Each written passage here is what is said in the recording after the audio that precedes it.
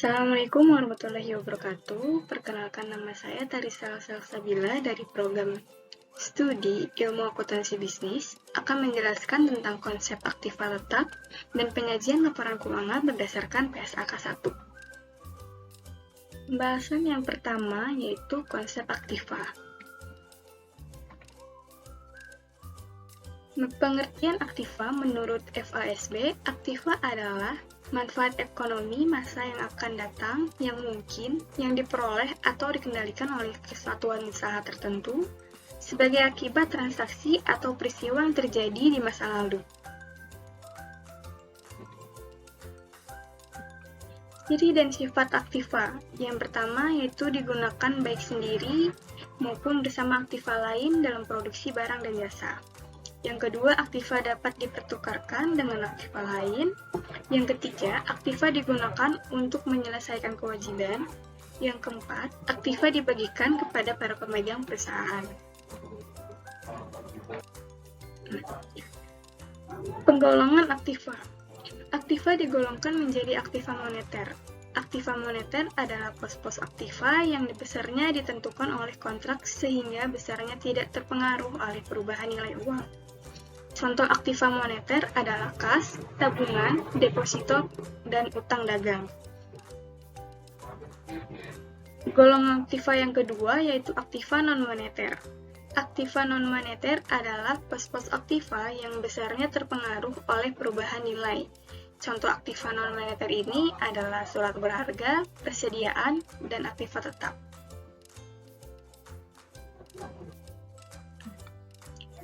Pengakuan aktiva.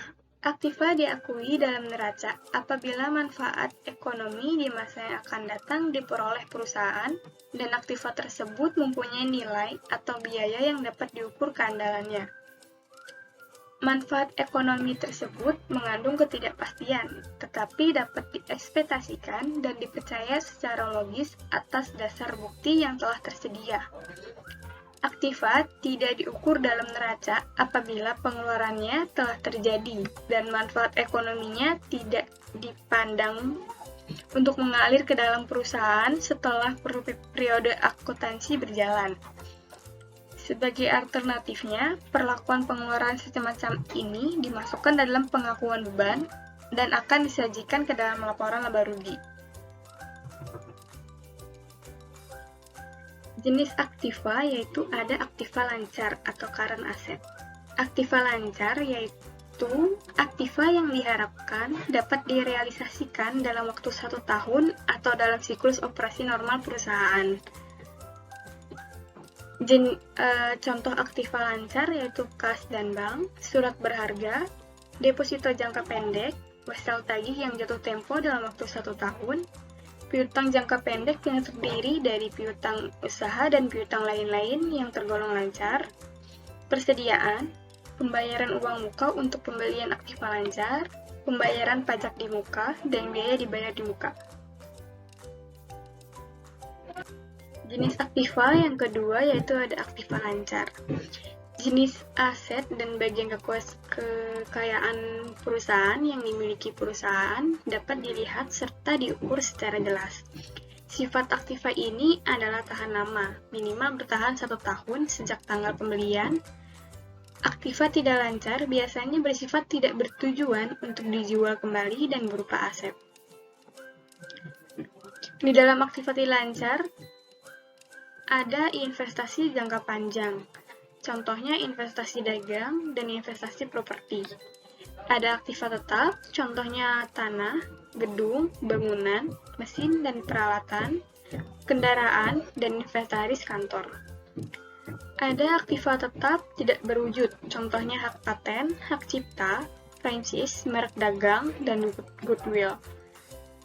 Ada aktiva lain-lain, yaitu aktiva yang tidak digunakan untuk operasional perusahaan, piutang kepada pemegang saham, dan beban yang ditangguhkan.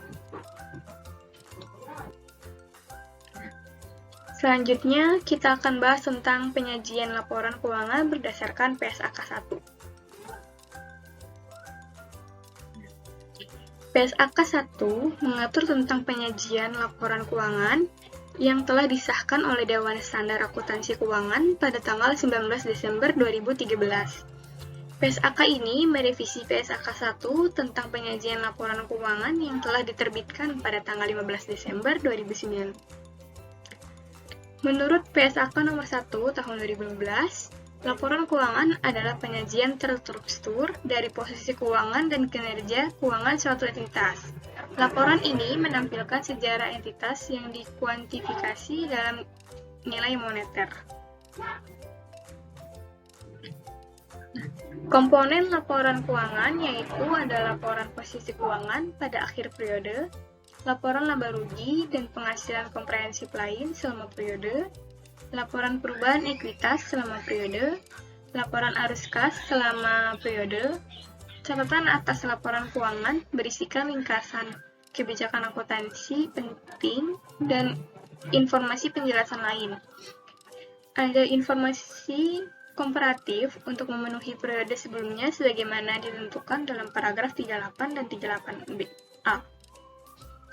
Laporan posisi keuangan pada awal periode terdekat sebelumnya ketika entitas menerapkan suatu kebijakan akuntansi secara retrospektif atau membuat penyajian kembali pos-pos laporan keuangan, atau ketika entitas mereklasifikasi pos-pos dalam laporan keuangannya sesuai dengan paragraf 40A dan 40D.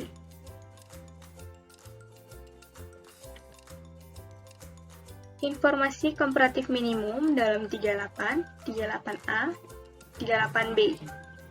Yang pertama, yaitu entitas menyajikan informasi komparatif terkait dengan periode sebelumnya untuk seluruh jumlah yang dilaporkan dalam laporan keuangan periode berjalan, kecuali diizinkan atau disyaratkan oleh SHK. Yang kedua, yaitu ada informasi komparatif yang bersifat naratif dan deskriptif dari laporan keuangan periode sebelumnya diungkapkan jika relevan untuk pemahaman laporan keuangan periode berjalan.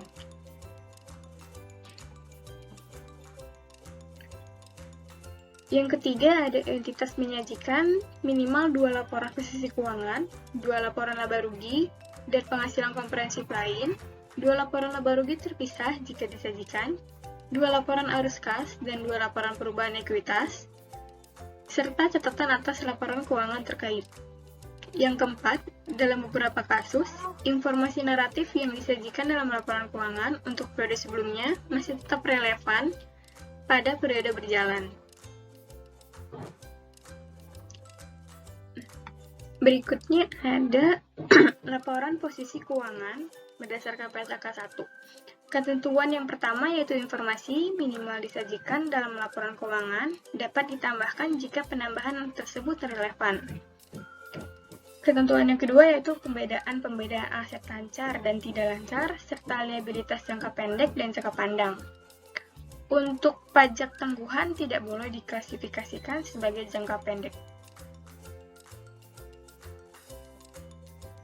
Berikutnya itu adalah laporan laba rugi komprehensif berdasarkan PSAK 1. Ketentuan yang pertama yaitu laporan laba rugi berubah menjadi laporan laba rugi komprehensif. Yang kedua ada penyajian laporan laba rugi dengan memasukkan unsur laba komprehensif. Yang ketiga adalah laporan laba dialokasikan untuk pemegang saham minoritas dan mayoritas. Yang keempat, ketentuan minimum dalam laporan laba rugi. Yang kelima, ada klasifikasi beban berdasarkan fungsi dan sifat. Jika disajikan berdasarkan fungsi, ada pengungkapan berdasarkan sifat. Yang keenam, yaitu ada penyajian pos luar biasa atau extraordinary item. Tidak diperkenankan lagi. Sekian yang bisa saya jelaskan, kurang lebihnya mohon maaf. Wassalamualaikum warahmatullahi wabarakatuh.